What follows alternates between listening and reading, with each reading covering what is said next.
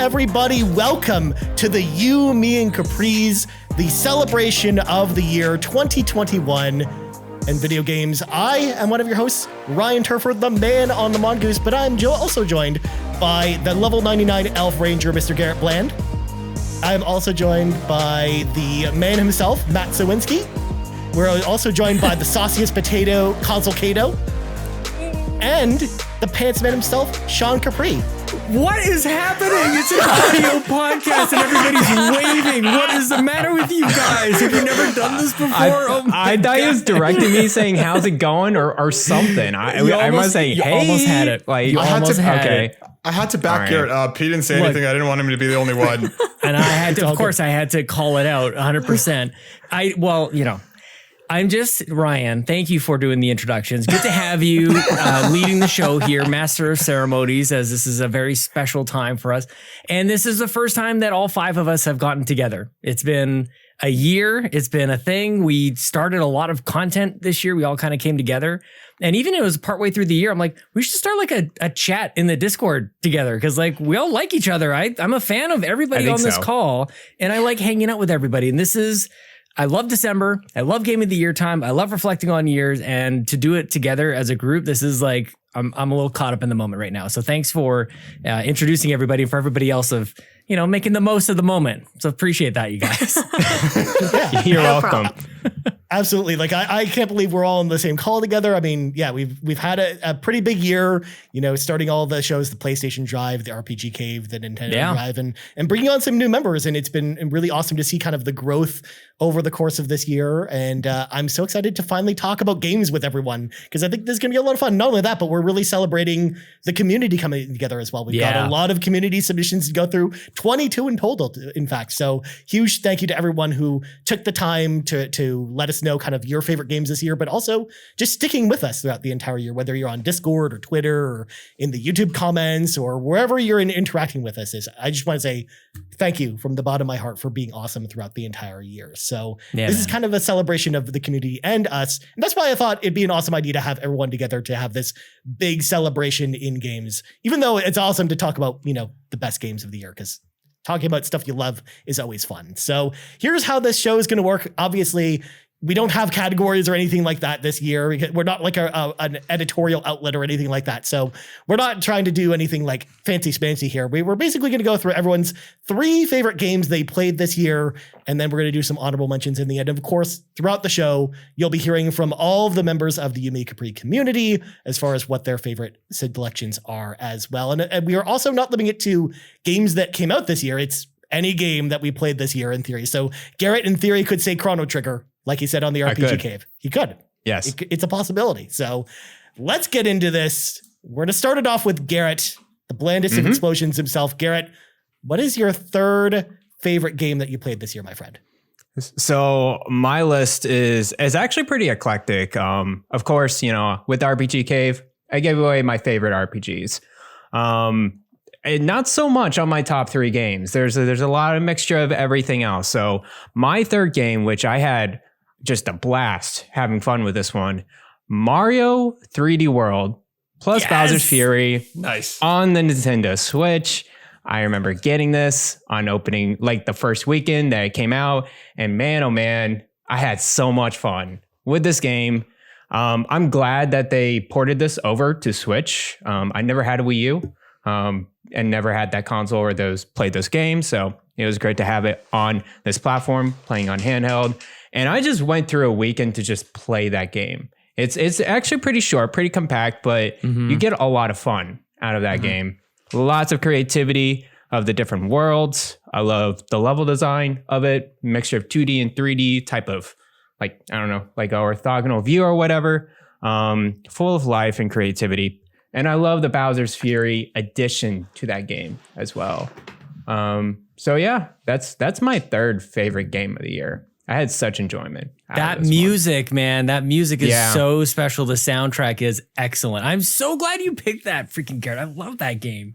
Man, I love this. This is already fun, Ryan. Yeah. Okay, Ryan, I know I'm already going to break the rules here, but I feel like I have to jump in because this is also my 3rd favorite game. Ooh. Yes. It's also my 3rd favorite. obviously, we all know I did not play many games this year. We found that out when I looked at my list of what I played, and I think Overcooked 2 was like my second most played game. But anyway, despite that. Solid choice.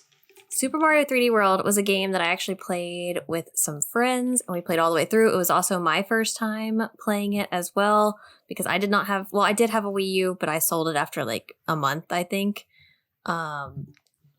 So enjoyed it because we were all just terribly bad at it. And when you're really bad at a Mario game, it just makes it that much more exciting. So yes, that was you just laugh at each other or something like that. Yeah, right, exactly. And you just try to knock each other off or do whatever you can to make it more challenging for everyone else, even though you're all trying to get to the same goal. It was a lot of fun. Nice. I mean, actually, Super Mario 3D World is like my favorite 3D Mario game of all time. I love that game. I loved it on the Wii U. I didn't pick up the Switch version yet, but I'm definitely going to at some point. But I'm really excited to see what the Bowser's Fury DLC is. I mean, to be fair, I'm the type of person that leaves my Wii U hooked up all the time. So I don't mind pulling out my gamepad and playing it on the Wii U. Hey, man. Just messing with you. Sometimes I have an itch for, Xenoblade Chronicles X or, playing some GBA games. And that's one of the best ways to do that. It's on the Wii U. So you're not wrong. Yeah, exactly. I love Mario's 3D World's ability to just have that connectivity with people, regardless of how good they are at games. My wife and I like almost 100% of that game, and she's very picky and choosy about the games that she'll play, and she won't play them often. But it was so much fun because she would always try a bunch, and if she get really frustrated at levels, she'd just be like, "Pick me up and carry me to the end, please." And I just hoist her up, and off we go. And it's just like it's so much fun. That entire game is just an endless blast. Yeah. You just said your wife. That's awesome, man. Congratulations. I know, right? That's so cool. Yeah. That's new. We're actually just we're recording this when Matt just got back from getting married. So congrats to him, of course. Oh, congrats. Congrats. So Thank you. So definitely great pick from both Caito and Garret with Super Mario 3D World. Definitely one that deserves a spot on this list for sure. So Matt, I'm going to go to you next. What is your third favorite game of the year, my friend? You know what? Weirdly enough, I also have Super Mario 3D. No, I'm just for me, my third game. You know what, Ryan? I mentioned this before we got started, but I really had a hard time deliberating, and my list is fluctuating as I go. But like one of the biggest things when it comes for me making these decisions is I think about which games really stayed with me, and I'm so surprised given the conversations that we had leading up to this game's launch on the PlayStation Drive that Deathloop was my number 3 game of this year. I can't stop thinking about it even to this day. The way that everything flows and functions, the way that you're able to kind of freely go through the levels and tackle them. And there's obviously like an optimal route, but like you can really play around with and really break the structure of that game if you really want to.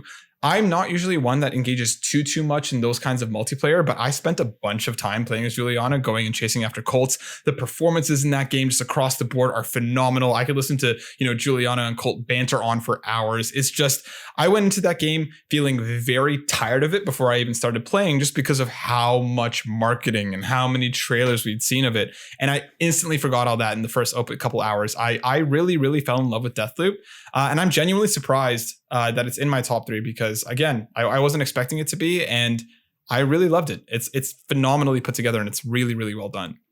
Nice. That was not what I was expecting you to tell me about, because I know we've had many conversations about it where I know like you really enjoyed your time with it, but I didn't think you had enjoyed it that much, especially with the ending, which is something with that game. But for the most part, I'm glad to see it here. I know that you and I were really the only ones that I had a chance to play Deathloop, but I know that I also really enjoyed it as well. And it definitely deserved accolades for sure. So I'm glad that you picked it, my friend. I think that's a good thing to go with. I almost put Blue Box's game in number 3, but I just, I couldn't bring myself to do it. I hate you so much, Matt. Tomorrow, people have already heard this in the past already, but we're talking about Blue Box software on the show tomorrow, Matt. So you're already getting yourself excited for it. So tinfoil hats. Please be excited.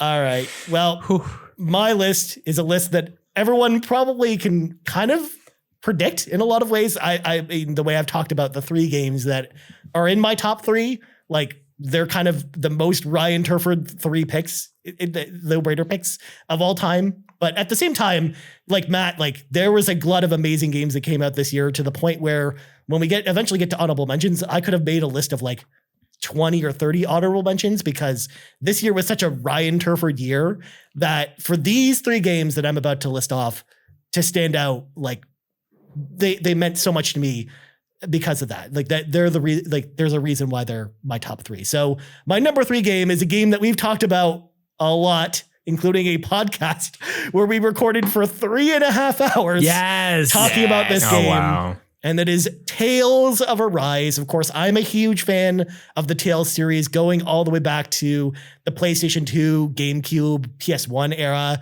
It's an RPG series that stuck with me for a long time. And every time a new entry is coming out, I always look forward to it, even though the formula had pretty much remained largely unchanged for years and years and years. And that really changed this year with Tales of Arise for me personally, where the team at Bandai Namco really stepped it up with this game in a way that I wasn't expecting it to have the lasting impact on me that it did, to the point where it's one of my favorite games that came out in a year that was already stacked of great choices for me personally. So Tales of Arise, from the characters to the writing to the action combat, everything about that game I loved to pieces. So I'm so happy I played this year. I'm so happy to include a Tales game on my favorite 3 games of any year in particular, because I can't recall a year where that's ever happened. And I really encourage people who love RPGs, love action RPGs, who like open world games to check it out, because I think it's an incredible game and it's definitely worth your time and definitely respects your time too, especially because like most RPGs become like hundreds of hours long, but not Tales of Arise. 30 to 40 hours, you're in and out, and it's a fantastic experience. That's a good length. Yeah. Mm-hmm. Yeah. My God. I can't imagine spending that long playing one game. Well, we're gonna get to that, Caito, because actually you and I understand what it's like to spend many hours with one game. But let's bring in Kevin Ainsworth at the Muffin Mon, and he's also at Project X Talk on Twitter, part of the Project X Talk podcast. And he says, Tales of Arise is my favorite. Tales is my favorite gaming series, and Tales of Arise took it to the next level. Bandai finally gave them a budget, and it showed a great story with fantastic characters and a combat loop that is so satisfying. Kevin, you definitely wrapped it up super well, and I don't need to go any further with it, which is why I move on to Sean. Sean, what is your number 3 game of the year, my friend? You're not going to believe this, you guys, but my number 3 game is Tales of Arise. Yes. And I'm right with you, man. So, and to be honest with you guys, I've got a list of games here. I really was like thinking like, maybe I'll just like flub this up and we'll see how it goes. And this is really just where I land. This is where my heart is. Because the other 2 games I'll talk about, I think this is a good kind of ordering, but Tales, I come from this at a completely different angle than Ryan or a lot of people who come from the Tales like history. Like they played all the games, they know JRPGs, they know all the things. I'm kind of a newbie when it comes to this weeb business, and I gotta say, like I kind of like how this feels. I've really enjoyed this story. I like that, to Ryan's point, like it did feel like it respected my time, and I was just like amazed at how I was surprised all the time. It seems like everything is cliche when you come into this thing. Like it feels like you should know what's going to be around the corner, and just when you think you've got everything sorted out, a dude who looks like Sephiroth comes sweeping in and like knocks you on your feet, like changes everything. You think you're going to be stuck in this iron mask like Leonardo DiCaprio for the whole damn game, and then he's like this handsome anime guy underneath, and the lady with the thorns and all the things. It is so good. I'm going to do the opposite way of how Ryan describes it so eloquently. I'm just going to call it all the weird and ridiculous things about this game. Tales of Arise really caught me off guard. Alongside, actually, I'll skip to a quick honorable mention because it's kind of related in Scarlet Nexus. Like, I look at these games in previews and I go, I'm good. I don't really feel like I need to play that day one. And I am completely different after 2021. I played both of these games. Tales of Arise is the one that sort of like edged it out. And I am in love. This is a game I will remember for a very, very long time. And it has me looking forward to what comes next in the Tales series, Ryan Turford. You're definitely one of us now. You're definitely one with the weebs. You're one of the RPG folks like myself and Garret and Matt. It's happening. Caito, we're going to get you next. Just wait. It's going to happen. If I had the time, I promise you, I would be 100% in on the RPG thing. But it's just so hard to find time. Yeah, that's true. We'll give you a list of RPGs. Okay. Okay. There are a lot of short over ones. the next 30 years. My God. Right. My God. This game's great. Well, before we go back to Mr. Garret, I do want to bring in some more members of our community to talk about some games as well that I don't know if we're going to pick anyways, but you never know. You might surprise me with this one. So let's start with Brent Robinson at Okatok's Lawyer on Twitter, who says Hades is his favorite game of the year. And he says, super fun, super engaging, progression and story was enough to get me to put 100 runs in to clear the story. Gosh. That's a lot of Hades. And That's then a lot. let's move to Tyler Kopp on Twitter at AcidTK03. His favorite game of the year is Call of Duty Vanguard. He says, the story was phenomenal. The characters that we learned about throughout the story were great. The villains had a different feeling to them, and it made the game even better. Unfortunately, the multiplayer doesn't hold up, but the story is definitely the best part of Call of Duty Vanguard. That's an interesting pick. Wow. Like, it's something we didn't really hear like a lot of buzz about the story with Call of Duty Vanguard. I mean, I haven't played the campaign for it. I didn't play it. Yeah. Neither. But it's really interesting. Cato played it. Nope. That's true. Like 7 times over. Yeah. Probably. At least Just on the 100 side, times. I just don't even talk about it. And then the last one I want to pull from the community before we go back to Garrett comes to us from Delroy in the Discord. That's how Delroy referred to himself on his forum. He says, Chicory, A Colorful Tale is his favorite game of the year. Ooh. And he says, Chicory is likely a game not many people actually played, which is a shame. It's a smaller game, but one that oozes heart, charm, and creativity. The painting gameplay mechanic is refreshing and bright. The story is emotionally impacting and poignant, and the accessibility features are top-notch, making it a game that everyone can play, enjoy, and see to the very end. Plus, it never overstays its welcome and never runs out of ideas throughout. I love this in an era of huge bloated games. I love the positivity and the awesome messaging around this game. It's a treat, a perfect holiday game to enjoy with a hot beverage and a loved one. And Matt, I saw you cheer a little bit. I know you've also played Chicory. I mean, It's on my honorable mentions. I was going to shout it out later on. I agree with a lot of their points. I do think it's a little too long. I think if it cut off a little bit more of a bit of that midsection, it would have helped it flow a little bit more. But the way that it deals with mental health, the story that it tells of dealing with expectations and how you can possibly live up to them, even just being a normal person in this world that they exist in, it's a beautiful game with a fantastic score. It's so well done. It's awesome. Yeah, it's one of my honorable mentions. I was going to bring it up later. Fantastic pick. It actually just came to Switch, so I mean, I think it's definitely a perfect game to play there as well. So I'll be buying it next week, I'm sure. Add it to the 13 games you spot. eShop sales. Oh no. Well, while Sean checks the eShop sales, Garrett, hit me up next. What's your number 2 pick, my friend? Well, I had to get at least one RPG into this list, and I actually I thought about this quite a bit because I'm not done with this game, but I know it is up there for at least now my number 2 of the year, and I can't wait to finish it. That is Shin Megami Tensei 5. I am just in love with this game. For people who don't know, this series, Shin Megami Tensei, is a kind of a monster catching type of game like Pokemon, but much darker, much more obtuse, and it's from Atlas. So the reason why I'm really liking this game, it's probably one of the best turn-based like formula I have seen in a game, at least in a very long time. I think it has the right amount of difficulty, which is it's pretty rough. It can be difficult, but it's also, you can be very strategic about it. You have to prepare for your boss battles. A lot of different monsters have different affinities, so it's a lot more granular than Pokemon, where it's like, oh, ice beats flying. That's pretty much it. It's like, no, each monster has specific strengths and weaknesses, and you have to actually go through that and prepare your monsters for the next battle. So you're gonna lose a lot in this in this game, but the reward after like going through that boss, going through that next like area, it's really rewarding. I really like the openness of this game compared to previous games in this installment as well. They're much bigger, and like you can traverse and get around these monsters pretty easily if you want to. So you don't have to encounter them as much. Some monsters are faster than others. But overall, I feel like it's a much more accessible game than any previous installments. But yeah, I am really, really enjoying this game, guys. I have a question. I'm Yes. hearing lots of people talk about this game, but I'm not hearing anything about waifus and husbandos, and I have no idea what happens in this game. So I feel like you just need to like reorganize your thoughts a little bit and talk to like my soul a little bit here. Okay, so there are definitely explicit monster design parts in this game that go quickly.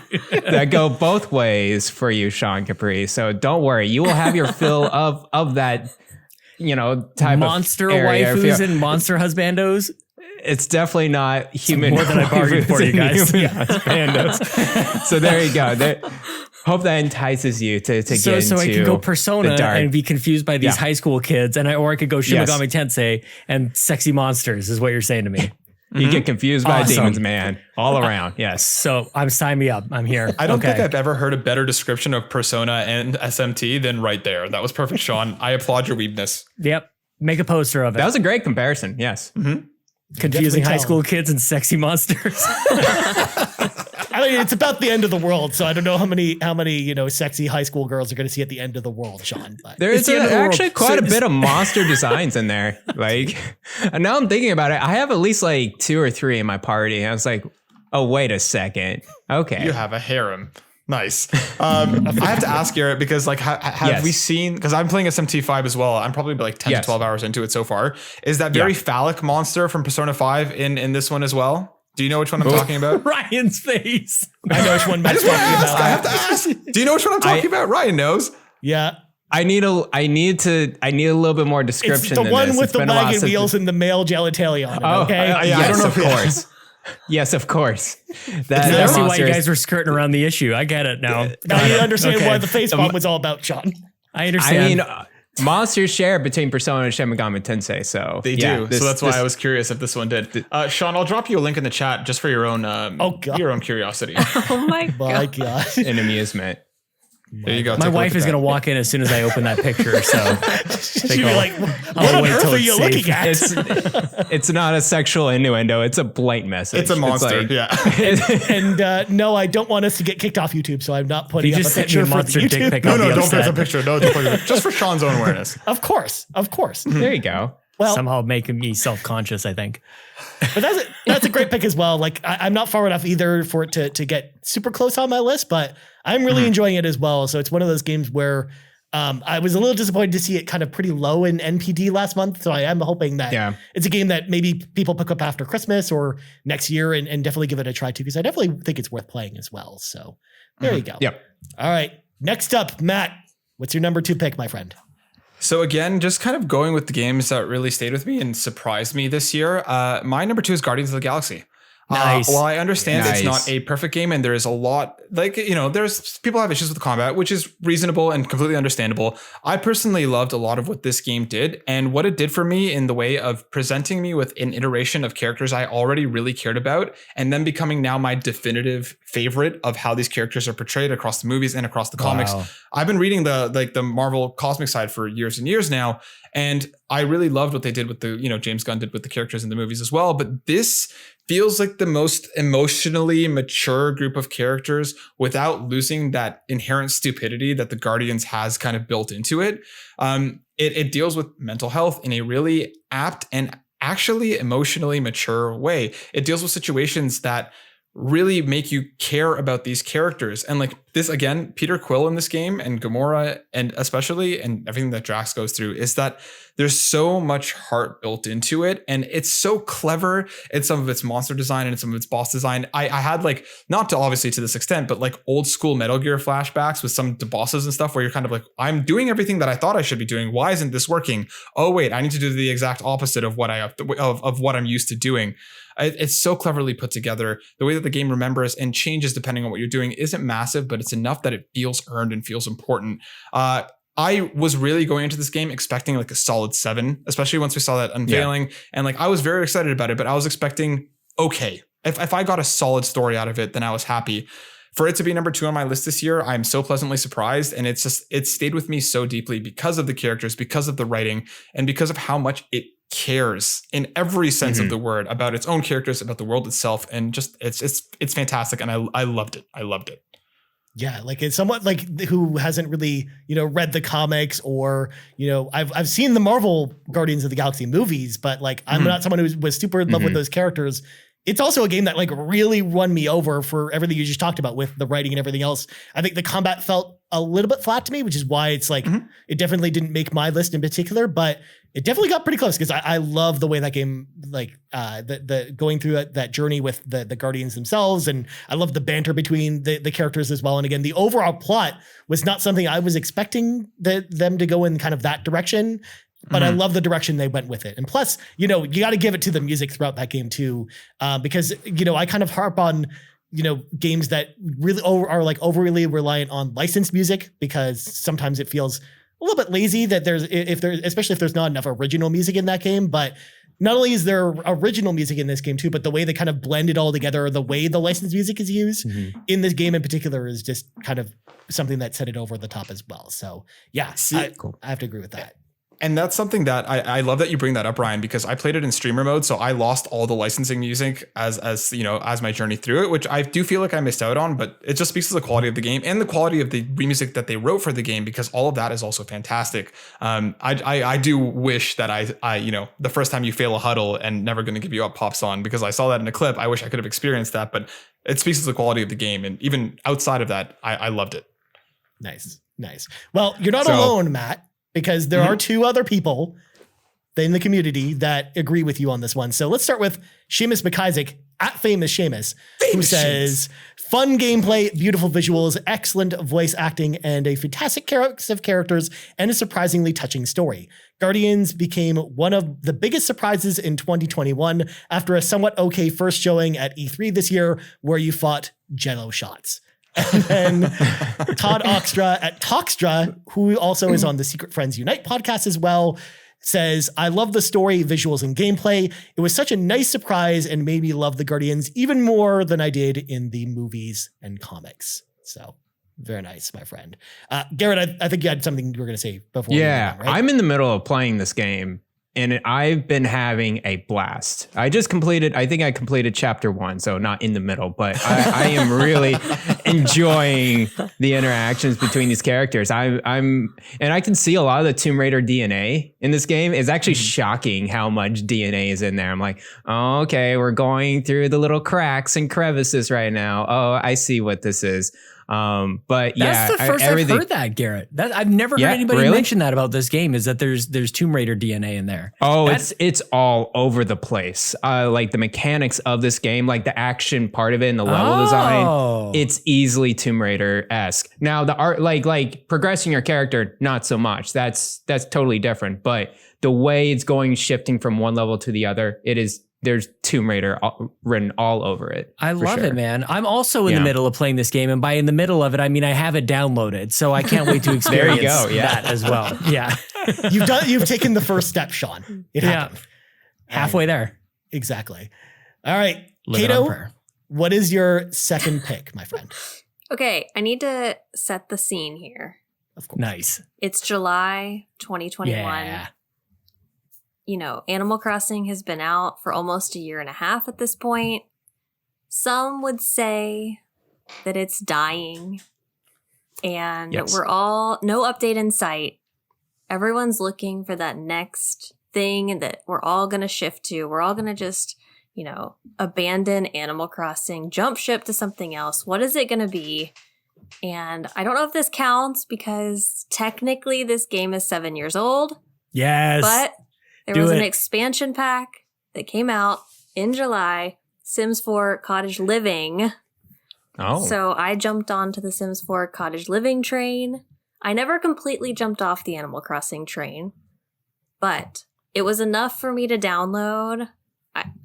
I don't even want to admit how many expansion packs that I downloaded and how much money I spent on Sims 4. I think someone did the math, and technically it's like $800 or something if you buy every expansion pack. I didn't do all of that, but anytime a sale would come around, I would buy 3 packs here, 3 packs there, But Sims 4 Cottage Living was great. I felt like, and I know this isn't what happened, but there's a huge cottagecore obsession in Animal Crossing. It's a huge thing. And I just feel like some Sims developer saw that and was like, hey, let's make an entire expansion pack based off of this and try to get all of these Animal Crossing people to come play our game. I don't think that's what happened, but that's what I'm going to tell myself happened. But this was fun to play. It was nice to kind of take a little break from Animal Crossing, design in something else, kind of use the elements from designing in that game. Obviously, I didn't actually play The Sims in the way that you're supposed to play. I was just designing. And it made me just wish for all of these things to come to Animal Crossing. And I will talk about that later. But Sims 4 Cottage Living, my number 2 game. Amazing. It was really good. That's awesome to hear. I mean, someone who actually really likes The Sims a lot. I used to play it a ton on PC, especially Sims 4. Like when it first came out 7 years ago, like I put a ton of time into Sims 4, like more time than I'm willing to admit, because I actually really like that game a lot. I mean, I like more of the gameplay versus the design aspect, although I really like, designing houses and stuff like that. Like I thought that aspect was always really fun about The Sims. But then I love kind of having my character go get a job and, do all that stuff, maybe fall in love and have a child one day, something, we don't do in real life. But how is this not on Switch, this game, first of all? Second of all, they need to have like a podcasting community expansion pack. Like we should have like all the indie podcasters all in there. Like I want a Caito character in there. I want Garret to move into the neighborhood. Sean, I think under the media profession, I think there is like a whole skill tree that goes down the podcasting route. I think that's already in the game. Are you saying we need to record a podcast in The Sims? Do we need to recreate this in The Sims? I'm down with House this. party.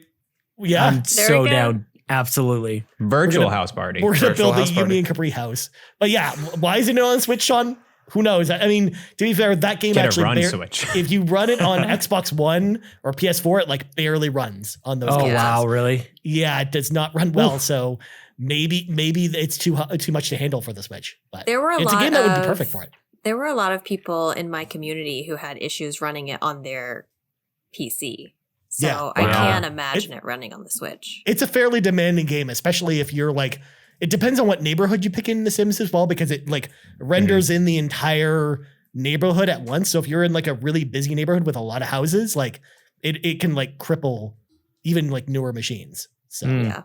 And I also think that I am in the minority when it comes to this, but I like the Sims 4 like business model that they have where they just continue to put out expansion packs. I've talked about that like endlessly on the Nintendo Drive, that I am willing to give you my money to give me what we're asking for in a game. So if that's what they want to continue to do, I know that's not for everyone, but for someone who wants to continue to play the same game, I'm all for this. And I know that's not the popular opinion, but I enjoyed that about The Sims because, like, if I had been playing for a week and I was like, oh, I want some more stuff, I could just go on there and buy more stuff. And it was there for me. Well, not only that, but like the expansion packs for that game, like, don't get enough credit because I feel like some of them like really change the way the game works too. They do. In like really interesting ways. Like they have this like Star Wars expansion pack where like your Sims can get like force powers and go on like lightsaber battles and stuff like that. What? Okay, I'm getting this game now. Yeah, there's like all kinds of weird stuff with the expansion packs. And it's one of those things where like, yeah, some people might look at that $800 price tag and think that's unreasonable, but it's just like, you don't have to buy all that stuff. You you can also pick and choose. Yeah. Yeah, I like that model too, especially as someone who plays a lot of MMOs, that's kind of how they piecemeal content out that way too. So I kind of like that model for like the games as service kinds of games, or like games that are evolving with content throughout the years, like The Sims does for sure. Yeah. All right. I just looked at the picture that Matt sent me about Shin Megami Tensei and I'm severely disappointed. Yeah, you did. Yeah. Disappointed in the picture and me, or okay, where's the disappointment heading? I think humanity. Where's the disappointment? I think that monster was made in like 1989. So that's there true. you go. It was That is actually in something. like the NES, version of Shin Megami Tensei. We talked about that on the Shin Megami Tensei episode of the RPG. It's like 7 pixels. Yeah, exactly. I'm glad Cato's here to keep it classy because Shin Megami Tensei made it on that list of pretty quick guys. Yeah.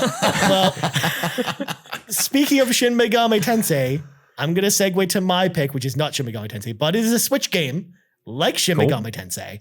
It is one of my favorite games that I've played in years. It's a game that's really stuck with me. It's a game that I've actually completed multiple times this year in the span of the 2 months that has been released. It's another game that we did like a big review discussion with, like myself and Sean, and I was very happy we did that because that game is Metroid Dread. Metroid is my number 2 game for the longest time. It was my number 1 game. I thought this was going to be number 1.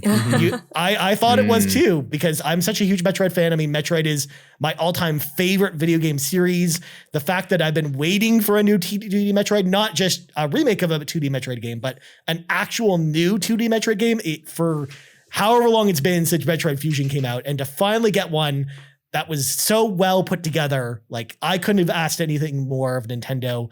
But the fact that, again, it wasn't my number 1 game just shows how much my number 1 game really means to me. But Metroid Dread, an amazing experience from beginning to end. I loved the story. I loved the Samus's betrayal this time around, and kind of like her evolving story throughout the experience. She's a woman of few words, but at the same time, she definitely speaks more with her actions, with her words. I also love the environmental storytelling that's going on with the world that you're exploring and all the different areas you go to, the enemies you fight, the bosses, the difficulty, like all of that stuff is like super interesting to me. So I really enjoyed my time with Metroid Dread. I loved it to death. It's definitely my favorite Switch game, period, on the platform, regardless of genre. So I'm so glad that it's out. I've played it multiple times, and I can't wait to play it more next year, because I do want to try and speedrun it and then get to under the 2 hour mark, or even under the Nice. hour and a half mark, but had to be said.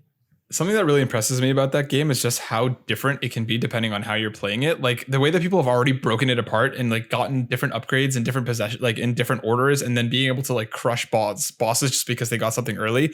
I think that game was just a lot of fun and so fluid. And I'm not surprised, and I am surprised, Ryan, that it's not at your number 1, but I'm guessing we're going to get there, and I'm going to not be surprised as to why. I was going to say, you probably surprised. already know what it is without me saying anything, but there you go. Cooking Mama. Mm-hmm. Cooking Mama, Cooking Star was in fact the great. No, just kidding.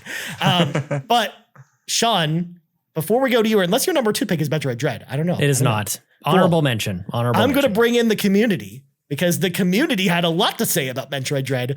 Let's start with Low Rule at Low Rule Legend on Twitter, who says, "It is literally the best gameplay I have played in years. Samus controls so perfectly, and the game is so replayable. The game may only be 10-ish hours, but you can replay it a ton of times, and it never loses its charm." And then we got Andros at Nintendo Pals, who's on the Nintendo Pals podcast. He says, "This game was a great mix of fantastic gameplay, cinematic story, and gorgeous art style. I am new to the series, but I can say that now I am a big fan. The game is very, very good." And he put very in capital letters, so definitely that it's really good. It paired really nicely with the OLED Switch. And now I can't wait to play Metroid Prime 4. Metroid Dread equals game of the year. And then our last one on Metroid Dread, it comes to us from John Blocko at NDads After Work. I'm assuming from the Nintendo dads over there. He says, "It's the best at everything that's important, the best gameplay, the best immersion, and Samus does, well, she does the thing. You know the part. Samus does the one thing." For the first time, I won't give it away, but it put a chill down my spine. The thing. Because apparently Metroid can't crawl, folks. There, I said it. It's over. Oh. My God. But yeah, lots of people in the community really like this game as well. So I'm glad to see that. Sean, now that we've talked about Metroid Dread, what's your number 2 pick, my friend? Well, first of all, I made a face that she controls perfectly. That double jump is not perfect. It's far from perfect. No, it's I not. can't let that slide. It's totally fine when you learn the timing, Sean. No, sorry. I thank you. Look at this. I have support. Oh man, I love this so much. Thank you guys. Double jump it just annoys me. I can't so believe my much. 2 podcast co-hosts above me have betrayed me. Thank you guys. This game did make me go back and find a copy of Metroid Samus Returns on the 3DS when I was in Toronto with you guys as well. This was a game that surprised me a lot. This is an honorable mention for me. I'll just jump in since we're chatting about it. But I was going to joke to say my second game of the year was playing Nintendo, like the game of Nintendo, because there's a meta that happens with Nintendo. And E3 was an interesting time for us. For Kate and I on the Nintendo Drive, we just hated everything that they were saying at E3. And then I bought all of it anyway. So it seems like I got played. Anyways, I think I was playing a game of some sort. But that game really, really surprised me. I had it landed, by the way, like the perfect time of the year, at least for me personally. Like I saw an opening. I didn't really have anything going on Switch at that time, which Nintendo obviously scheduled beautifully. And yeah, very, very surprised. I think I'm alongside a lot of people who had like been interested or somewhat familiar with Metroid in the past, but not like hardcore. Like Ryan's been playing this game for thousands of hours over the last 20 or 30 years. And that's not me. Like, and I just really liked it. So shout out to freaking Metroid, man. I love it. My God. Also, fun fact about that E3, Sean, that might have been the most Ryan Turford E3 for Nintendo I have ever seen in my entire life. And I literally bought almost everything from that presentation and loved it. Even Danganronpa, which just came, last week. So there you go. But nice, anyways, tell me your number 2 game. Let's move on. I have gone back and forth on this. You can guess what my number 1 is once I give you my number 2, but number 2 lands at a series that has actually become quite special to me. And when I look back on my history of gaming, racing games actually have been there for a long, long time, going all the way back to Project Gotham Racing on the original Xbox to the Need for Speed series that I played on my PC with my 3DFX graphics cards back in the day. Forza Horizon 5 is made with so much love and care and attention of the cars and the setting and the music and the gameplay. It all comes together, man. Like this is something that I think has caught a lot of people off guard, and that it on the surface, it looks like just a racing game. And I think for far too long, people have discounted this Forza Horizon series, and I don't think that's happening anymore.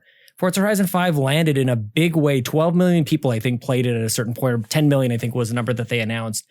And it has such a lasting appeal to me. I jumped right in. It has all the crazy showcase things. It's almost like anime in a way, where it's like you're gonna race against this jumbo jet or whatever the heck, and it's got these crazy moments, and it lets me collect cars that I never have any chance of owning in real life. They feel like I would imagine that they would feel. I've never driven half of these cars or 98% of these cars.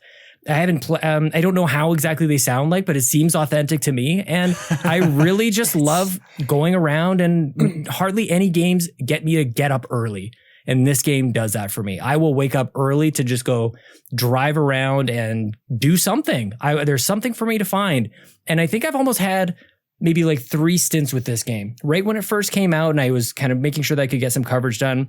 Then a little bit of time after that, right before Halo came out, and now that I've done Halo. I'm back at it, and I'm doing it 3 different ways. I'm going after all the barns. I'm doing all the boards all over the place. I'm collecting cars. Like there's just so many ways for me to approach this game. I think it's like unavoidable, especially if you have Game Pass. Unless you're Ryan Turford, you have to play this game. You have to download this game and play it. It's just gameplay first, man. I have so much love in my heart for this game. From the moment you start it up, the music is gorgeous. Just that theme song that plays. And it runs beautifully on my Series X or my Series S and all the other Xboxes that are out there. I think it runs really, really well. So shout out to Playground Games' Forza Horizon 5. Whew, love this game. I'm going to jump on that because it was one of my honorary mentions, because I was that person, Sean. For the longest time, I was like, it's just a racing game. That is what it is. It, like, for me, racing games growing up was always like, Driver. It was Need for Speed Underground. It was the weirder ones that, did something a little bit differently than just here are cars on a track, which is nothing wrong with. It's just not for me. But jumping into Forza Horizon 5, I was like, oh my God, this is what the Fast and Furious game should have been. You know what I mean? It's loud. It's bombastic. There's so much stuff going on all the time. And even if you're not good at it, you know what I mean? It's fun learning how to become good at it, because I got my butt kicked over and over again at first, but then trying to figure out, being like, okay, this is how I should take the corner. The rewind feature being so integral to your experience, to being like, okay, this is how I learn. I was shocked, because going into this year, I had no hype for it. And then by the time I played it, I was like, okay, I really appreciate what they're doing here. And this is really well put together. The difficulty is so modular. Like you can go full on driving line where it'll just show you where to go. You can just back it off to a brake line where it'll just tell you where to slow down, or you can turn it off completely. You can even slow down the speed at which the game plays at. You can go 100%, you can go to 80%. Like you can, so everybody at all abilities or motor skills can approach this game. Like I didn't even touch the accessibility features on this game, but they just did everything they possibly could do. And it came very quickly, I would say, after 4. Recaptures a lot of the magic that I think Forza Horizon 3 had. And I love that you had a good time with it, man, because I think this game is for almost everybody, unless You're Ryan Turfer. Yeah, definitely. Thanks for pointing that out twice, Sean. But seriously though, I again, There's a third one coming. I can definitely tell that it's a game that is really well put together and definitely deserving of the high praise.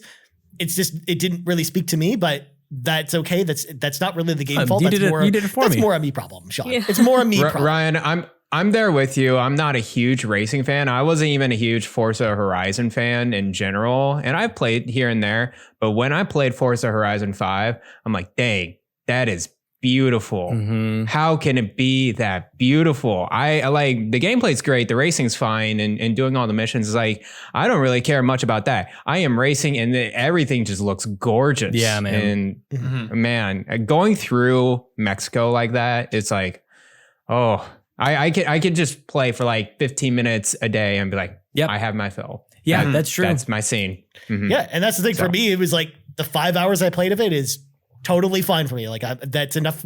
I kind of got my fill from that. I love driving around and stuff like that, but going around and exploring is just not my thing. Yeah, exactly. So I think I just beat you in the scoreboard, Ryan. I was like, I passed Ryan. Awesome. I was gonna say it's probably pretty easy to do that. Man, that's the other part. It's so community driven, man. Like you see somebody else on the leaderboard, you got to go chase them. The drivatars, like you guys show up in my games. Oh, I love this game. It's so close to my game of the year, you guys. Like it's basically all three of these are basically tied. Like if I'm being honest, all three of my games that I'm talking about today, like they're all my game of the year. They all get trophies. At the very least, I know that definitely your 1A and your 1B are probably like, pretty dang close together. Yeah, man. I'm going to bring in Court Lalonde at Court Lalonde and over on Xbox A, who also shares your sentiment, Sean. His favorite game of the year was Forza Horizon 5. Nice. And he said, I haven't played a racing game I have liked in years. This game made me like the genre of video games that I didn't think was for me. I'm able to share it with my young daughter who also really enjoys racing around. Yeah. So it makes it so much more special to me. And yeah, I'd love to hear that, Court. Again, it's really awesome to hear. I know he's talked about it a lot over on Xbox 8. By the way, go check that channel out. They're awesome. But then I want to bring in some more community members with some other games that we may or may not talk about later. I want to start with a couple folks who want to talk about Death's Door. Let's bring in Nicholas Johnson at N_Johnson5513. Who says a nostalgic but modern feel of a Zelda dungeon crawler. It had a beautiful art design. It's short enough game that was well worth the investment, but it wasn't too overpriced. Overall, an almost perfect game. And there's Marcus O'Neill at Marcus O'Neill 79, who was very recently at Sean Capri's house. He says, I'm not typically one who plays many AAA games at release, but of the ones I played this year, nothing topped Death's Door. It was challenging but unfair. Great exploration combat, the perfect length, and it had a banger of a soundtrack. That's right. He used that word, bad bit, not me. Can't ask for much more than that. Honorable mentions are a few indies this year: Cyber Shadow, The Artful Escape, and Echo Generation as well. I think everyone kind of forgot Cyber Shadow came out this year because I really dug that game. And I'm going to bring in Heather Boney at Mrs. Boneyfied, who says Dead by Daylight is her favorite game this year. And she said, I had lots of fun playing friends with this game this year. So thank you to everyone again in the community. Now, Garret, let's go back to you. Your final game, my friend. What is it? My final game. So I wrapped this game up pretty recently, and I've been going at it in and out for a few months. And I didn't know this game was going to be at the top, but it is. And that is Psychonauts 2. Whoa. That is my favorite game of the year so far, and I'm going to stick it there. This game is one of the most well-crafted games I have played in a long time as well. From beginning to end, it's very solid 3D platforming.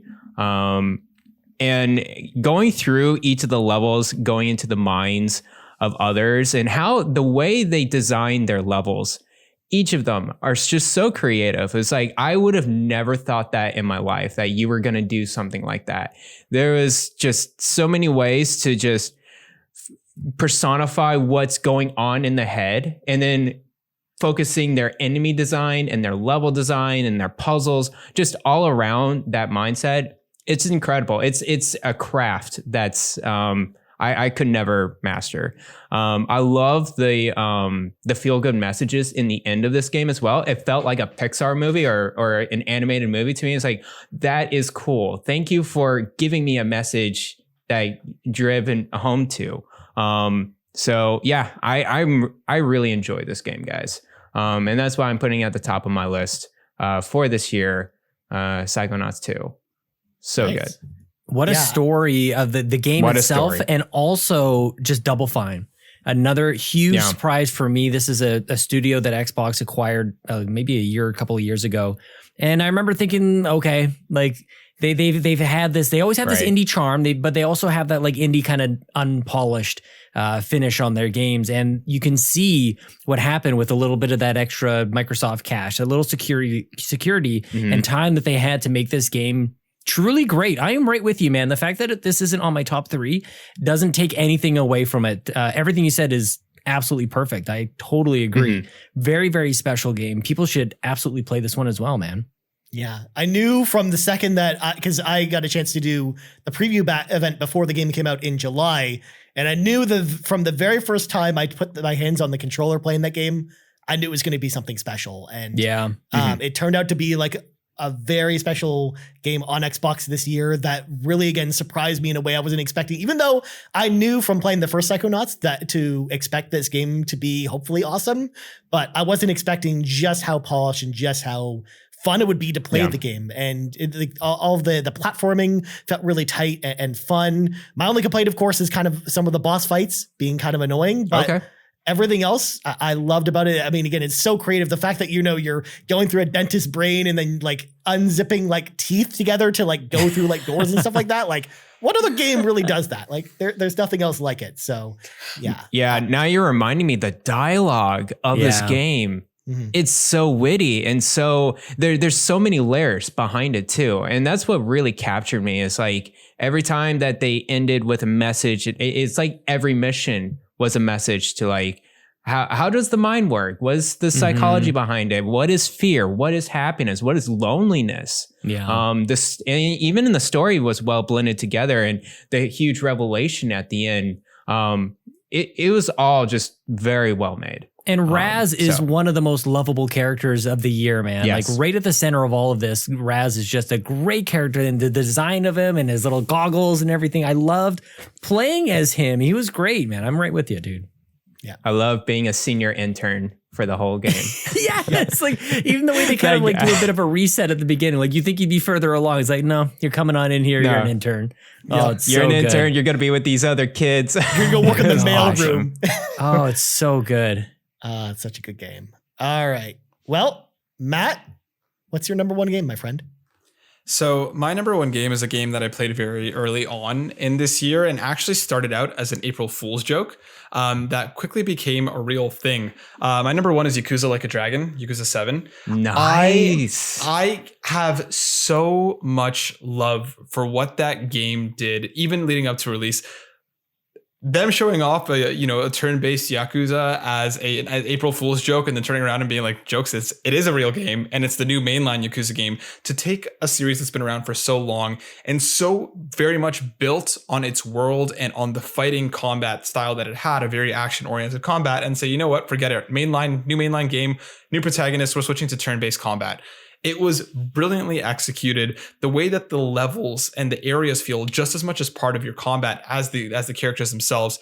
Ichiban has quickly climbed the list of one of my favorite video game protagonists ever. Full stop. Like, just the heart that he carries, his ability to look at everything, every situation, and try and find the good in it without it ever feeling saccharine or too much. There's a realness that's kind of grounded in this series, that there's plenty of ridiculousness built around it, but the heart of it just never really goes away. The fact that it looks at characters and it looks at, different people who society likes to cast aside and say, you know what, these people are worthless. These people are gross. These people these people are supposed to be people that you're supposed to be afraid of. And instead looks at them kindly, caringly, tells stories that a lot of games wouldn't even dare to touch, and looks at them and says, you know what, our core cast is a bunch of, 50 something year olds, and this is how we're going to rock with them. It's just his ability to just be like, you know what, I love JRPGs, and I'm going to turn everything around me into a JRPG, and I'm going to envision these characters as these JRPG like thugs and monsters. It's so special. The way that it brings in long time fans into the fold in the way that's just like, here, look, there's little things, there's little winks and nods that you can catch if you're careful. And there's very big winks and nods that just feel awesome the entire way through, and how true it is to its nature. I loved Yakuza 7. And from the first time I played it, I was like, this is going to be my game of the year. And I kept waiting for something to dethrone it, and plenty came very close. But Yakuza 7 has stayed at the top of my list just for its heart, its sincerity, its risk to completely change its entire structure, while at the same time staying so true to what that franchise is. I loved Yakuza 7. Ichiban is one of the best protagonists out there. And I'm so happy that this game exists. And I'm happy that this is the direction that we're heading in. Nice. Now, I know that we didn't have anyone write in about Yakuza Like a Dragon today, but Garret, we actually just recorded that people have heard by now, but you haven't heard that. We recorded an episode of the RPG Cave about the best RPGs of the year, and we had like 4 people write in saying that this is their favorite game they played this year too. Right. So even though I don't have them in front of me, like a lot of people really like this game too in the community. So in fact, on our Discord, we have like a little community of like Yakuza fans are like suddenly starting to come together, I've noticed. So yes, I'm glad people are giving it a chance. Plus it coming to Game Pass, I think really helped as well. Put a lot of eyes on this as well. But yeah, as much as I couldn't get into the overly talking nature of the game, I did really love the combat in the game in particular. I really love that aspect. And again, if you're just into that like weird Japanese style humor combined with like turn-based RPGs, like this is like the perfect game for you then if you like that stuff. So I have to shout out one side quest that completely had me rolling. You run across this guy who's dressed in this long white trench coat at some point as he's almost trying to like wrangle a person in, and you go to meet him at his lab, and he essentially is basically turning people into Pokemon, like literally, but he has like a whole Rolodex of different types of enemies, and you have to choose between like a red enemy, a blue enemy, and a green enemy as to like which one you're going to fight. God. It's so tongue in cheek and it's so hilariously put together. It's so much fun. My God. And if nothing else, beyond that, you can also go to the Sega arcades and play a bunch of old games and stuff like that. And it's also the only game this year I played where you can use a trash can as a weapon. So there you go. Yes. There you go. Yeah. I got this game on launch for Series X, and I'm glad I did. I very much enjoyed this game. I'm not a huge Yakuza fan at all, but I'm really glad that they put a turn-based combat and everything Yakuza is into the game. I had such a blast as well going through it last year. And as you said, the side quests, just do the side quests. Don't even go. I mean, the main storyline is great and all. Of course, Ryan says there's a lot of talking involved in the main story, but the side quest is where it shines. There's just so many weird, wacky quests, and I'm like, wait, what are we doing here? It's like, oh right, this is Japan at its most Japan moment. Is through these side quests. So definitely, if you have Game Pass, guys, consider getting into it. Like it's one of the greats, and you don't need to play any previous Yakuza games like myself. You can just go straight into it, and I think you'll be really moved and really excited by it. Nice. All right, Caito. We know it's coming. Hit you with your number one game. Are you sure? Do you think you never know. You could pick Zelda again. Mario Golf. I could. Mario Golf is Super Rush. Okay, well, we're going to go back to my timeline here. I've been playing The Sims for a couple months. We still haven't heard anything about Animal Crossing. And then me and Sean are watching the Nintendo Direct. They give us a little preview, a little museum, a little tease of the Roost, and that was enough. It was enough for me in that moment. A couple weeks go by, and I start to worry again, because what if we're just getting the Roost? I would be devastated. That was the only thing coming. And then the actual update announcement, the whole thing comes out, and they decided to just add everything that we'd been asking for Animal Crossing, plus a paid DLC, which to me was probably the most mind-boggling thing. So if you haven't guessed yet, Animal Crossing New Horizons. I couldn't not say this. I'm still bitter that it didn't win Game of the Year last year. So it's winning my award for Game of the Year for this year and last year. It deserves it. Nice. We all know what Animal Crossing is. I just feel like It's such a universally loved game.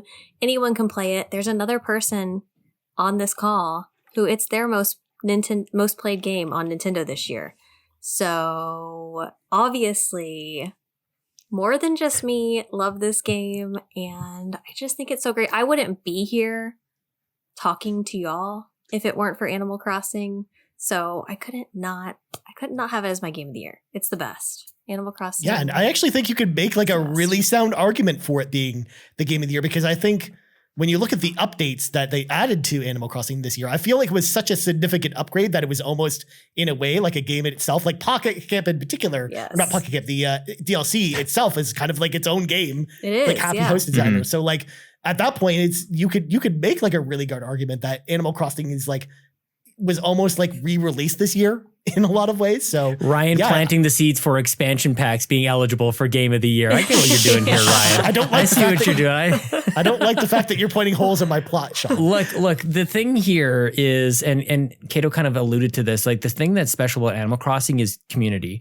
The community is just like nothing else on the internet, in the video games community. It has brought people together in a really, really special way. And the fact that we're all together here is, it's wonderful, but it's also sort of a result of our good friend Bobby Paul's passing away, who adored this game. And, is one regret that I have is that I didn't enjoy it alongside him. But it allowed him to go meet so many new video game people and content creators. And that's how I ended up he pointed me in the direction of Cato. He's like, you got to check out these videos. And I wasn't huge into the game, but I loved Cato's YouTube channel and just became totally obsessed with that. Animal Crossing is really special, man. Like it looks on the surface like it's just, you decorate an island, you go dig stuff up out of the ground. It seems silly and it's Nintendo, but there's so much heart in this game. And yeah, it is my number one most played game because it wasn't until 2021 that I really dove into it. I ran credits on it, by the way. Wow. But which whatever the hell that even means in Animal Crossing. It's like the tutorial, basically. Yeah. So you can get to the end game. It takes us like a day to do that now, Yeah. But no big deal. Very, very special game. I think Animal Crossing is so unique in its abilities. Like I haven't played it probably since last year, but I still think about it. Every few days I'll be like, you know what? I'm going to jump back in and I'm going to do something. And then the anxiety sets in of all my animals look at me and be like, where you been? And I start feeling very guilty about it.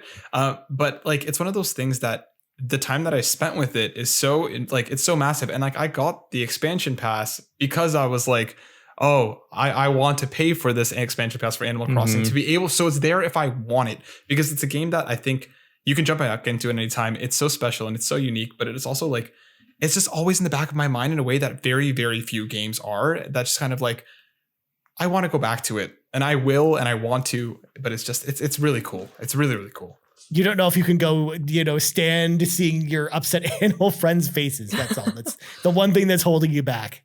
Literally. You don't want that disappointment in your life, Matt. But I don't. I can't handle more disappointment. Well, Cato's not alone in thinking that Animal Crossing New Horizons is the best. I didn't think game of I the year. would be. No, we got Rochelle at Rochelle Horizons on Instagram. She says Animal Crossing New Horizons is my first.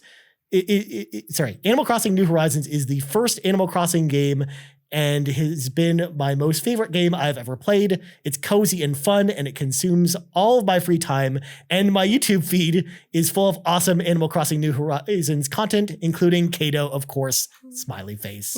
So there you go. And yeah, it's been awesome seeing kind of a lot of people in our community, because if you go to our community section on our Discord, you just see like people posting Animal Crossing stuff all the time, and you love to see it for sure. All right. Sean was on to my plan. He already knows what my number one game is, but I have to say it because this is a game that I was actually expecting to maybe place third or maybe just off in the honorable mention section. But it's a game I've been looking forward to for a very, very long time that came out this year. The ending to a 10-year-long story, Final Fantasy XIV Endwalker, is my favorite game that came out this year. Now, you might be thinking, Ryan, Final Fantasy XIV Endwalker is an expansion pack, as Sean alluded to. It's not really a full game, but when a campaign takes you 60 hours to get through, I would argue that it is probably a full game at that point.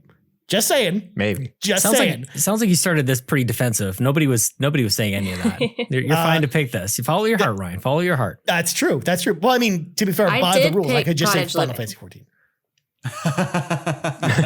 It was also to kind of, relate to Caito in a way. It was the only game that I spent 900 hours playing this year in 1 year, because I could not put this game down. It was a game that only got better over the course of the year, from all the monthly updates with the different content patches to all the additions they made to the story before Endwalker came out, kind of teeing up the events of the expansion itself. And then, of course, the expansion Endwalker itself, which just, it felt like playing Endgame, like the movie Endgame, because it just felt like the culmination of just all of the content, all of the time that I'd spent playing Final Fantasy XIV coming together in this grand conclusion to this long story that really started back in 2013 with A Realm Reborn. I couldn't believe just how wonderfully they put it together. And I always get cautiously optimistic when you kind of reach the end of a trilogy, or you kind of reach the end of this big epic saga, because you always kind of in the back of your mind are wondering, are they going to be able to pull it off? Return of the Jedi is kind of the example I always point to, where even though I think Return of the Jedi is a good movie, I think that it's not as strong as a movie like Empire is. Whereas Endwalker is not only, I think, as strong as all of the expansion packs or even just the base game that came before it, but I think it exceeds it in so many different ways when it comes to the storytelling, the characters, the way you interact with the game. It is fundamentally changed in new and interesting ways this time around. And of course, the combat design with all the different bosses, dungeons, trials, end game content as well. Everything about Endwalker impressed me from the minute I started playing it, when after waiting, 4,000 players deep in queue to finally get a chance to play it. It's no wonder that, so many people have finally jumped into Final Fantasy XIV. It's just, when I look at this game, my only wish is that I wish they could have redesigned the game so it wasn't an MMO, so then more people would be able to enjoy it, because it's got one of the best stories I've played in any video game. And I wish that more and more people, it was more accessible to more people. Yes, it has a pretty low player count. That's the one thing about this game is that nobody's playing Very it. small. Yeah, I know, but I mean, even people, because I know a lot of people that don't like playing RPGs with other players or just want to enjoy them on their own. And for the most part, you can with this game, but you can't do everything on your own in this game. And I wish that Square Enix would take the approach they're doing with Dragon Quest X, which is the Dragon Quest MMO, because they're releasing a offline version of the game next year that can be completely played single player. So you don't have to play with other players if you don't want to. And I would love for Square Enix to do something like this with Final Fantasy XIV and preserve it in that way. Because it's a game that I think any Final Fantasy fan or any fan of RPGs owes it to themselves to play at some point, because I think it's incredible. So Endwalker, definitely my favorite game of the year. I wasn't expecting it to blow me away in the way that it did. And I was a blubbering mess by the end of it. And I'm very excited to eventually have a spoiler cast in the new year on the RPG Cave, because we'll be definitely doing that with a few special guests. So nice. Look out for that next year. But it had to be said. All right. Now that, since no one else wrote in about Final Fantasy, I was going to say, Sean, nobody? Really? I was the only, I mean, to be fair, Andrew Watson didn't submit any things, Sean. I'm sure we can assume. We can assume. But Sean, hit us up with, what is your favorite game of the year, my friend? I feel like we should have guessed each other's. I think we might have missed an opportunity to guess what everybody else was going to say. But I mean, I'm sure people can surmise at this point that Halo Infinite is my favorite game that I played this year. And this is on a year that was truly special. I think we go over this almost every December. We go was it a banger year or not? Look at the variety in the five of us. We're not duplicating our number one game of the year, completely different types of games and genres. That's a huge, I think, credit to the games that we got to play this year. What a special year.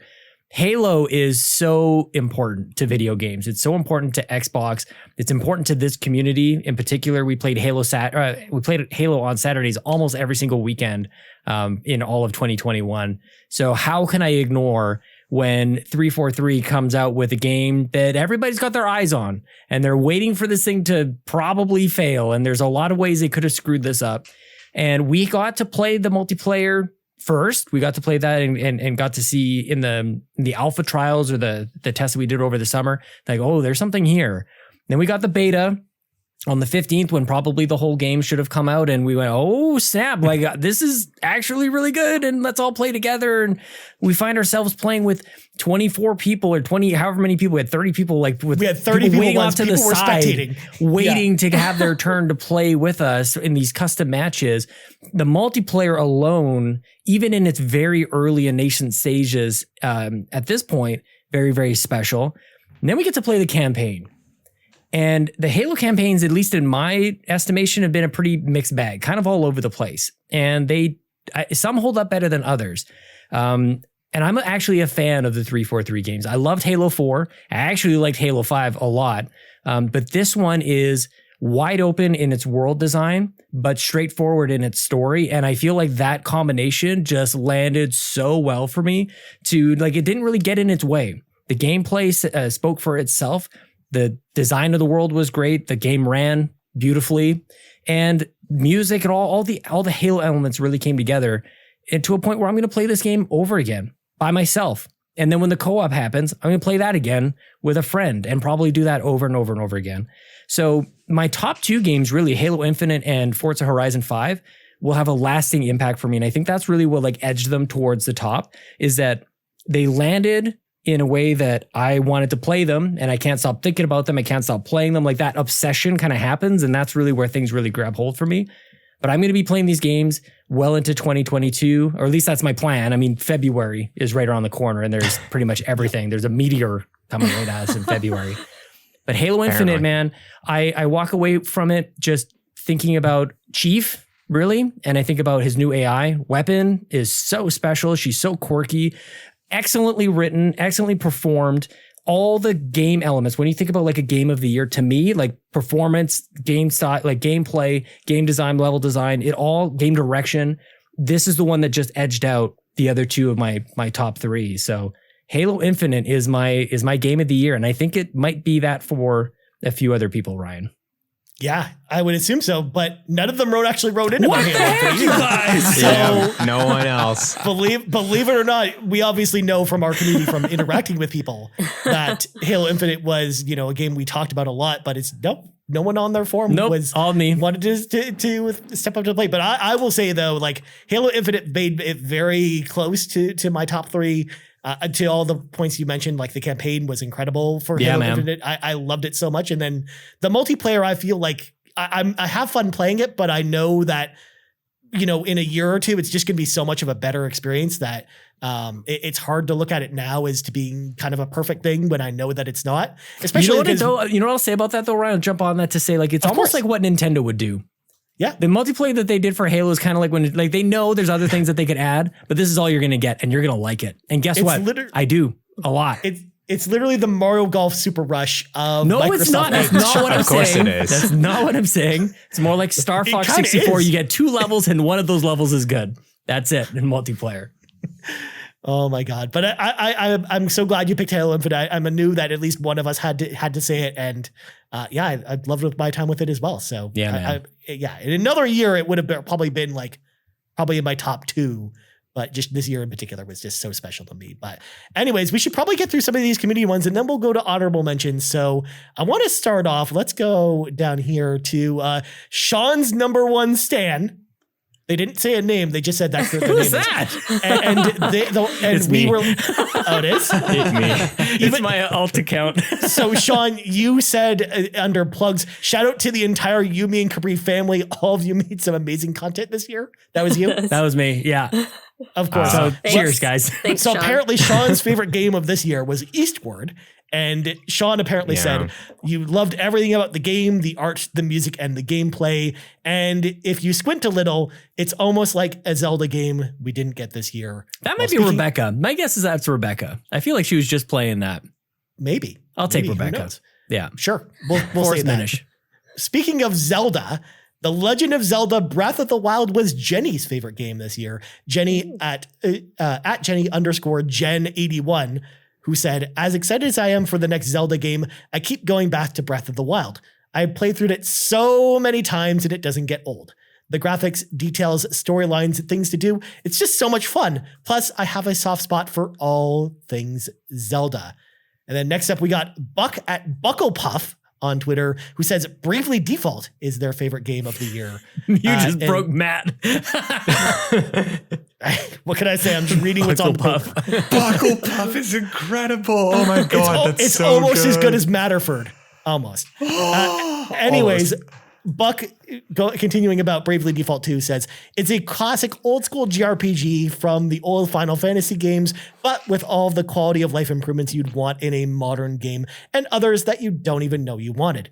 The music, the voice acting were both amazing, with all of the main characters really likable in a story that had just enough twists to keep you interested for the whole 60 to 70 hours. That's a lot of hours. Also, I feel like I never had to grind throughout all of the battle mechanics, as they favored intelligent strategy over OP leveled characters. I think a lot of people must have slept on this game this year, which I think is why it got overlooked for RPG of the Year at the Game Awards. I know it just came out at a weird time in February, which is, I think a lot of people kind of missed out on that one. So there's a couple on here, but I know we're going to probably talk about them in honorable mentions. So Garret, let's go back to you. What are some of your honorable mentions this year? So I have 5 honorable mentions. We've discussed some previously, so I'll just fly through those. But I do have some thoughts on others. Metroid Dread was very close on my top 3 as well. I'm not a Metroid fan, but I really enjoyed this game. Very well crafted, very well made. I'm glad I went through it and finished it all the way to the end. Eastward is in my honorable mentions as well. I think this game got snubbed at the Game Awards, at least for the category of indie debut.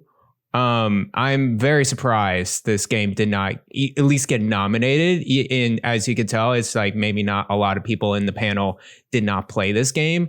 Guys, this game is very, very good. I've played maybe like 12 to 15 hours. It's a long game. And as the commenter said, it's kind of like a Zelda game, but it's just more narrative driven. It's really great with the dialogue. And the pixel art is just amazing. So keep your eye out on Eastward for sure.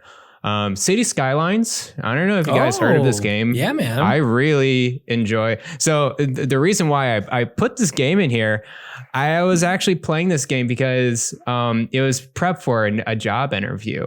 Because they make you go through a series of like mind games or whatever. And City Skylines was one of those like recommendations of practicing.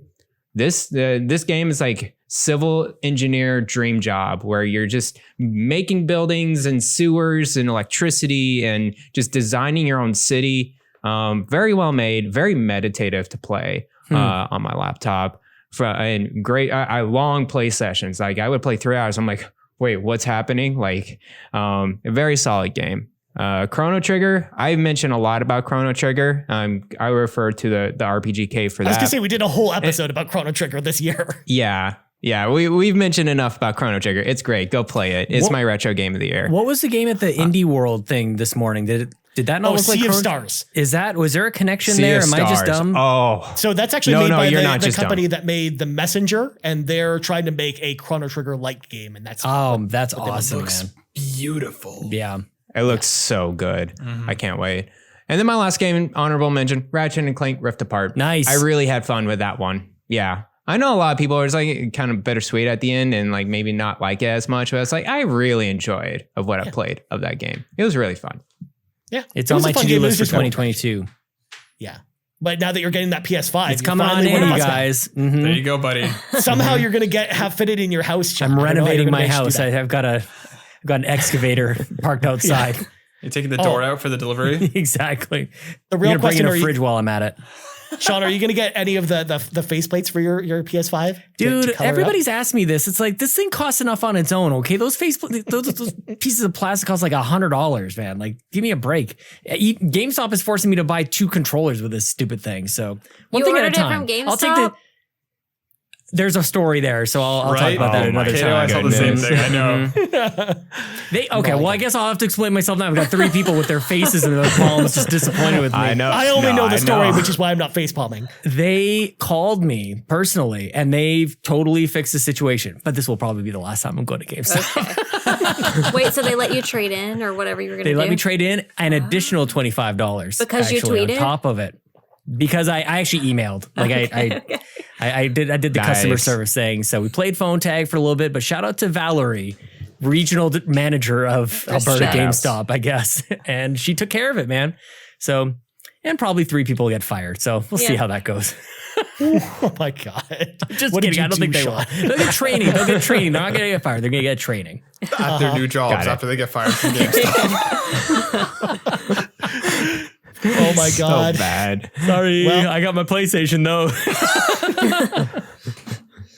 So Faceplates, got it. Well, Matt, since you killed it just there, what are your honorable mentions, my friend? So I have a bunch. I'm going to fly through the ones that are obvious and not really explain too much, but there's a couple indies that I really want to shout out. Right outside of my top 3 was Tales of Arise. We have plenty of hours of content to talk about that. The next few down on my list are Lost Words and Before Your Eyes, which are 2 absolutely incredible indie games that I played this year that both made me cry far more than I ever should have. Lost Words is essentially about a young girl who's dealing with a situation involving her grandmother. And it basically takes place into like one of which is in a book, and you're kind of jumping on the words as she's narrating what's going on. And then you go into this fantasy world. It is beautifully put together and just absolutely fantastic. Just recently came to Game Pass, so no excuse not to hop on it. And Before Your Eyes is one of the most creative games I've ever played, because the entire game experience, you can play it normally with clicking, but the camera actually tracks your eyes. And there are moments that when you blink, time skips, regardless of what's going on in the scene. When you blink, time moves on. And it's very much like it's life is short and things happen. And the fact that your eyes are just like and let me tell you, trying not to blink when there are tears streaming down your face just because you don't want the scene to end it had such a profound effect on me. And it's brilliant. Dreamscaper is another fantastic roguelike that should be up there in the same mentions as Hades, because it is beautifully put together. It has almost like a paintbrush style effect over its art, and it's again deals with mental health. And if a game deals with mental health in a positive way that really showcases the struggles while also talking about it in an emotionally mature way, Dreamscaper is just fantastic. It's so much fun. Plus, the abilities that you get in the kind of dream world as your roguelike runs is stuff like Superman's eye beams and like Cloud swords, because the main character is like a massive comic fan. So you get a bunch of really cool abilities that look like that. Lost Judgment and Ratchet and Clank are no-brainers for me just because of how much I love both of those series. Persona 5 Strikers made me a fan of Musou's, specifically that Musou. But I don't like Musou's. I have a hard time getting into them, but I played through all of that and had a blast. Chicory, we've already mentioned. Behind the Frame, again, is a very short but beautiful, beautiful experience. It looks like a Ghibli movie come to life in its very, very unique art style. It's beautiful. Returnal is just way too much fun. And this last one for me is a giant shock, because Death Stranding Director's Cut, this is the year that I became a believer in Death Stranding after playing it for a bunch and putting it down when it initially came out. For whatever reason this year, it grabbed me, it pulled me in and didn't let go. So that's my quick list. You never knew until this year, Matt, that your dream was to deliver packages in a video game. I just wanted to hang out with the baby and walk around a desolate world. Whatever. It's all good. You're just like, man, I wish this was a FedEx simulator instead. Where you listen to futuristic music. It didn't make my top 3 because it took all the monster stuff out of the game. Otherwise, it would have been at number 1. But we're not going to get into that. Nice. Well, speaking of Returnal, because he did mention it, I want to bring in Matt Grover at Marvel Guy Matt on Twitter, who says Returnal is his favorite game of the year. He says every single part of Returnal makes it an amazing gameplay experience, whether it's the visuals, audio design, story, combat, haptic feedback, etc. Everything in this game makes me excited for the future of gaming. If you haven't had a chance to play this game, Sean, I couldn't recommend it more. So that's pretty high praise there. I know. No, I'm saying that's a game to get with your PS5 is what I'm saying. Yeah. I was going to say, were they personally attacking me, or was that an editorial kind of thing? No, that was me. That was me editorializing that's a response. Okay. It's not me. It's not an attack. It's like subtle recommendations. It's like you better play it or else. Your face just dropped in a way I've never seen it fall so fast. You're what like, did I do? Who knows? It could have been anything, Sean. You could have done something. Well, as for me, My honorable mentions, again, as I mentioned earlier in the show, could have been like 20 or 30 games this year because of how many amazing games I played this year. But I limited myself to 5, and we've talked about some of them already. So again, I'll kind of zoom through these, but some of them we haven't mentioned yet. Halo Infinite, Sean talked enough about it. I've talked about it on almost every episode of the Xbox Drive since it came out, so I don't need to talk anymore about it, why I love it. It's great. Go play it. Mass Effect Legendary Edition. Yes, let's go. I have to put it on my honorable mentions. Mass Effect is amazing. We just did a whole episode of Mass Effect on the RPG Cave pretty recently where I talked to death. Without Sean Capri. Thanks for inviting me on that one. My favorite damn franchise on the planet. Whatever. It's fine. We'll get you on for the Dragon Age episode. It'll all work out. Don't worry. I appreciate that. Yes. Yeah, but Mass Effect Legendary Edition, amazing, especially with the way they made Mass Effect 1 just so much more playable now. Today, it kind of bumped that game up from being my second favorite to being my favorite in the series. So shout out to that game.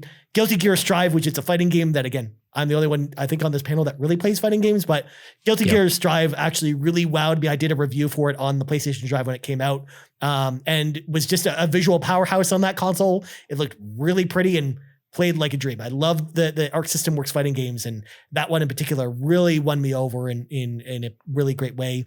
Resident Evil Village. I mean, one of my favorite all-time series is Resident Evil, so I would be remiss if I didn't put Resident Evil Village on here. I think it was a really great experience. I loved the inclusion of werewolves and witches and stuff like that, and the whole motif being completely different from the other Resident Evil games. I really love the direction they went in with that game, and it was a ton of fun.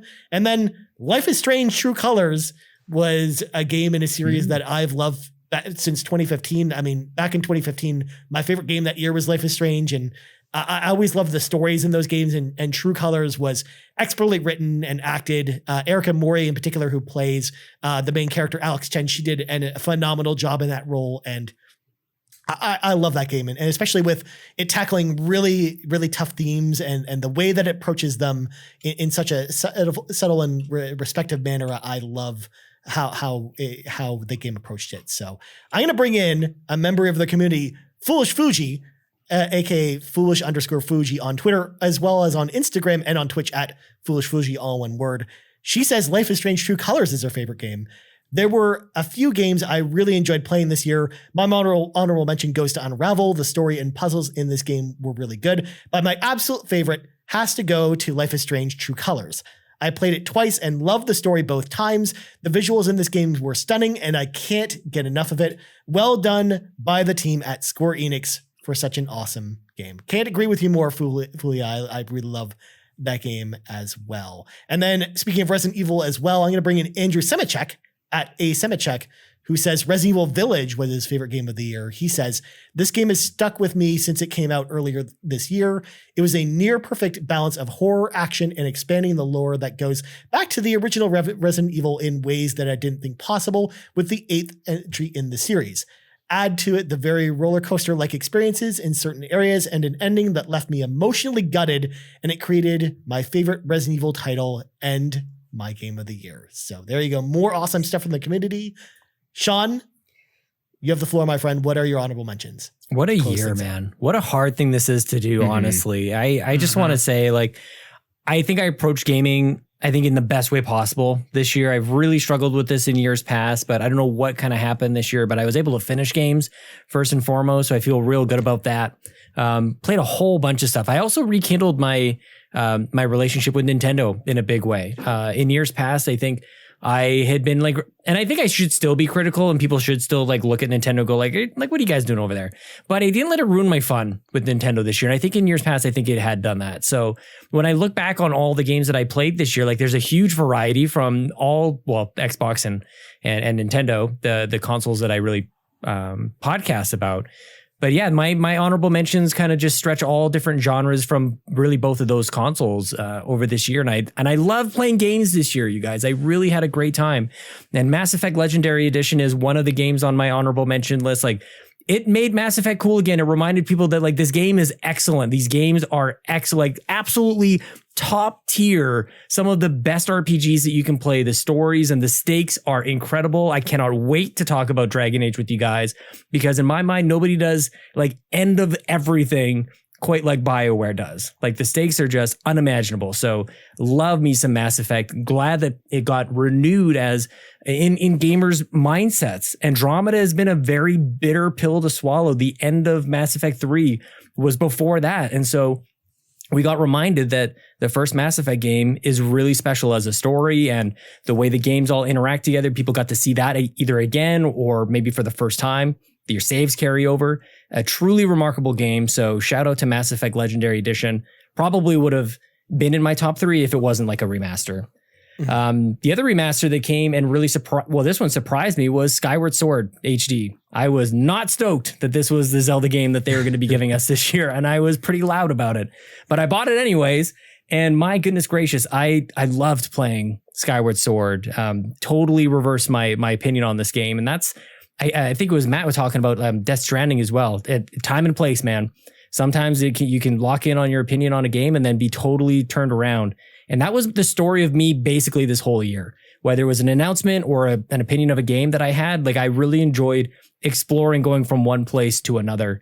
I was introduced to the world of Pokemon this year in a big way with Pokemon Go that led me to buy Pokemon Brilliant Diamond. And I've been loving playing all of the Pokemon stuff with my kids or even just with me. Like, it's not even that it has to be with my young children. It's like genuinely fun. And I finally have caught on to the magic that is Pokemon. And I feel like I've finally like joined the group. Like, wait for me, guys, I'm coming. You look like you're having a lot of fun over there. So like, I want to join in. And that's been a total blast. As Garret said, I'm about halfway through, which means I'm the second gym in this game. Yes. So still going on with that one.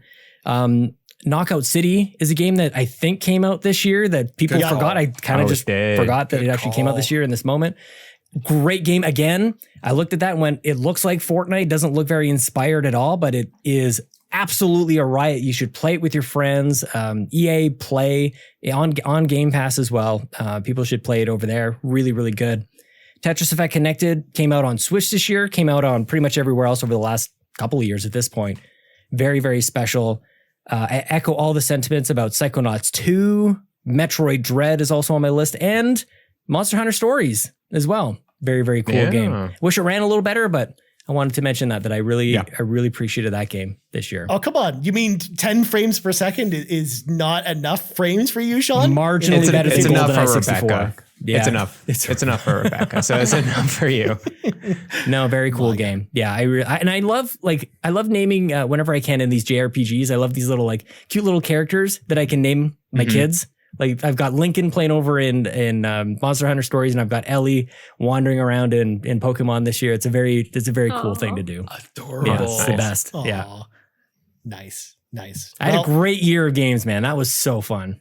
I was going to say, you know, lots to choose from. And again, very different lists to choose from with our honorable mentions as well. Well, before we close things out, I have 2 more from the community I want to get to. And one of them, there's one I'm specifically saving for the end of the show because I love it.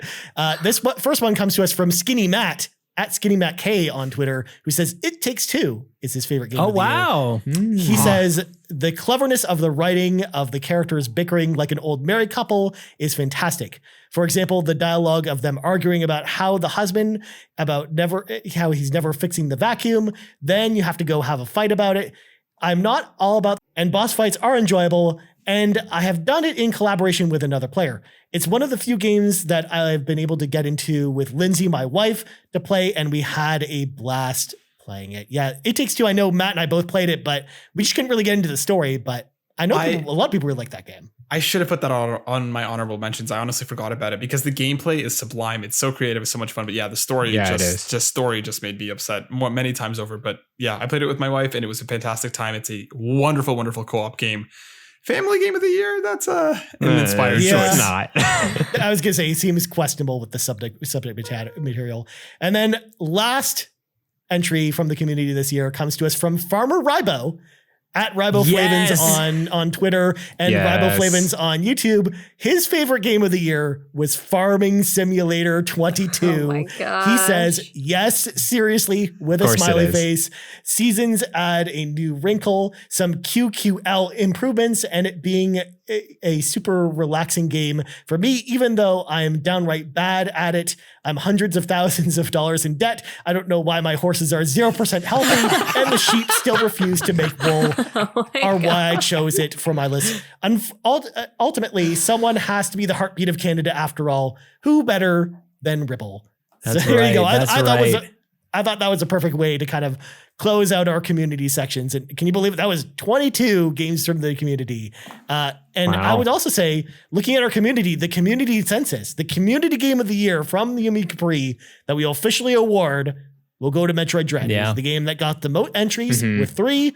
The runners up would be, of course, Marvel's Guardians of the Galaxy and Death's Door were kind of the runners up from our community this year. Nice. I think our community made some good picks, but overall, I really liked our list this year. Again, we didn't really have a lot of crossover for the most part. So I was like planning in the back of my mind is like, do we approach the idea of like crowning a Yumi and Capri game of the year? Because I figured maybe some of our picks would be more similar, but they're all so different for each other. Like, there's no where way. would we even start with that conversation? Like, we need a JPEG. We need, at the very least, we need a nicely designed list of games in JPEG format or PNG. I'll take 5 games of the year. 5 games of the year. There you go. Yeah. Well, I haven't told Sean about this, but that actually is coming in a couple days. There you go. I actually have them in the hopper right now, but yeah, that's definitely we're going to be putting them out there, and we're going to be telling the publishers, of course, what our favorite games. It'll be Farming Simulator in the biggest font in all of our picks, in the small fonts. We need to find like a really good picture of Raibo, Sean, to go on his little infographic. Can you also put like a picture of like a sad horse and a sad sheep? Because there's situations that we don't understand what's going on. Animals. Those poor horse and those sheep. I know. The horse is talking to a 0% doctor. health.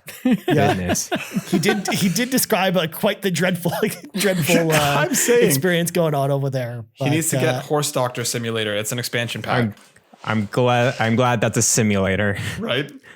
So, of course, the Yumi and Capri game of the year is Chrono Trigger. We've agreed to it. It's official. It's officially happening. Yes. Chrono Trigger, our favorite game of the year. We just have a default every year, yeah. Chrono Trigger. Since 1996 or whatever. Yeah, exactly. So I want to say again, huge thank you to everyone in the community for participating this year, for telling us throughout the years kind of what their favorite games are, but also kind of letting us in the Discord to what your gaming journeys are like. And I've loved playing games with everyone along with the community, whether we're playing games together like Halo Saturdays or, playing all the games at the same time and then talking about it. I love that aspect of this community. And I just wanted to say thank you to everyone for being so nice throughout the course of the year and for being awesome. And also I just say thank you to all my gracious co-hosts here, Garret Bland, Matt Sawinski, ConsoleCaito, and Sean Capri. Like, this has been an amazing experience. I'm so glad we got a chance to do this show together, you guys, because this was a lot of fun. I hope you guys had fun too. It's been so fun. I hope we get to do this again before next year's game of the year. Right. We're going to do it every month from now on, you guys. We're going to do a game of the month. Wow. Well, we do have a podcast, Goodness, the you Yumi and better Capri pay me. podcast, Sean. You never know. You can just put up a picture of Animal Crossing instead of me. There you go. It's going to go on Cato's card for her favorite game of the year. It's going to be on there. But anyways, before we go, Garret plugs go. Yes. You can follow me on Twitter at Blind Explosion. What was that? What did you do? This is how Garret does his plugs every week. I don't know what you just did, but to it so fast. No. Sorry, I was go like, ahead. I'm ready to go. No, All right, geez. Continue, please. All right, you can follow me on Twitter at Blind Explosion. And you can also find me in the Nintendo Shack, where I'm co-host in that podcast with Rebecca and Elaine, part of the Play Some Video Games Podcast Network. You can support them at patreon.com/PSVG. That's pretty much it. And Matt, where can people find you? You can find me over at youtube.com/burnoutbrighter or on Twitter at twitter.com/burnout_Matt or any of your podcast services around the globe. You stole my thing. Very quickly before we go, Ryan, I had your voice playing in the entire intro of you saying the PlayStation Drive stuff, and it just wasn't matching with what you were actually saying. It very much confused me. But yeah, you can find me over there. My God, Matt. All right, Caito, where can people find you? You can find me on YouTube, Instagram, and Twitter at ConsoleCaito. And Sean, where can people find you on the internet? On the Twitter and the Twitch, Sean Capri. Of course, it's Sean like Connery, Capri like the pants. And as for me, you can find me on Twitter at Ryan Turford. You can find us on Twitter at YouMeCapris, on YouTube at youtube.com/YouMeCapri, and on podcast services around the globe. Yeah, Matt, I also got to do it. So for Sean Capri and ConsoleCaito and Matt Sawinski and Garret Bland, I did that in reverse that time. I'm Ryan Turford. This has been the Yumi Capris, and we're out. Bye-bye. Bye. Do, do, do, do, do, do.